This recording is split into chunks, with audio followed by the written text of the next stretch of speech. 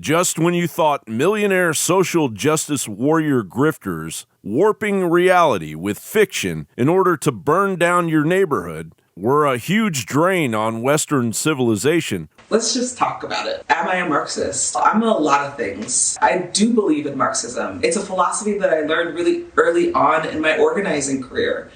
We were taught to learn about the systems that were criticizing capitalism. We are now faced with the left's prospect of an army of climate justice warriors with a price tag of $10 billion just to get things started, careening the world into a potential dark age lorded over by Neo Feudalism while draining billions from the coffers of a fiat money system on the brink of collapse. Climate justice is finally taking over the halls of the United States Congress.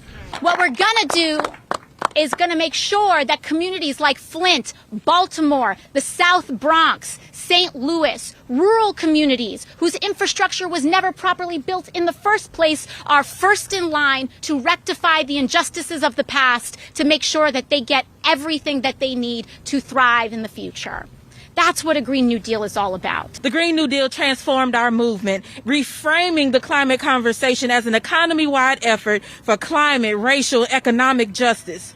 We are the ones on the front lines of white supremacy, economic, democratic, and climate crises that we're dealing with today. And of course, self-proclaimed doctor and all-knowing scientist Bill Gates, who has proposed blocking out all source of life on planet Earth, the sun, is leading the way. Bill Gates is backing the first high-altitude experiment of one radical climate change solution, creating a massive chemical cloud that could cool the Earth.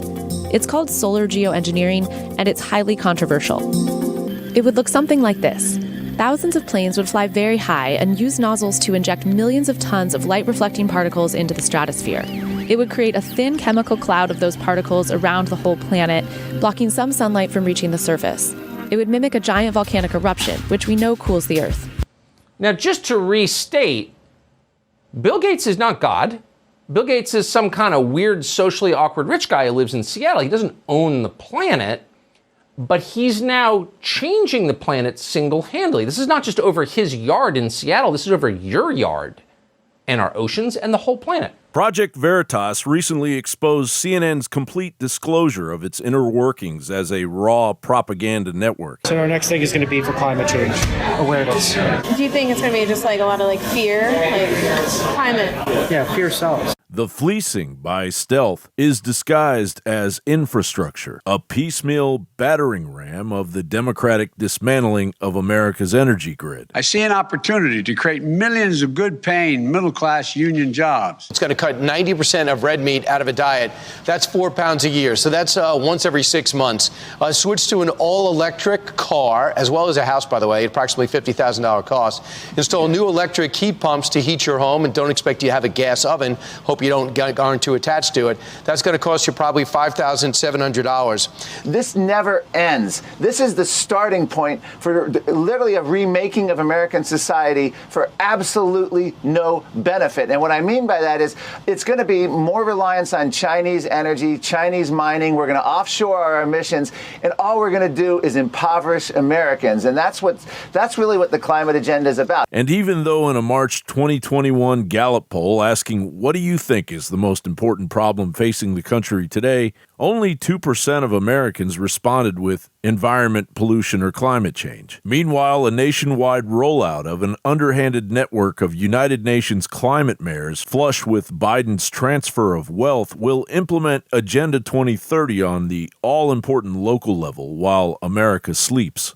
Across the globe, mayors are on the front lines of the COVID-19 pandemic, and as they continue to manage this unprecedented public health crisis, they are also tasked with rebuilding their economies and responding to the threat of climate change and fighting for equality and justice in their cities. Sure, our planet needs attention. There is no debate about that. But the left's climate movement is a manufactured endgame for a new world order. I have nothing to offer you. Nor am I a scientist. It is up to the rest of us to wrestle away the pressing issues of the future of our planet and our species and return those decisions back to real science, logic, and the will of the people. John Bound reporting.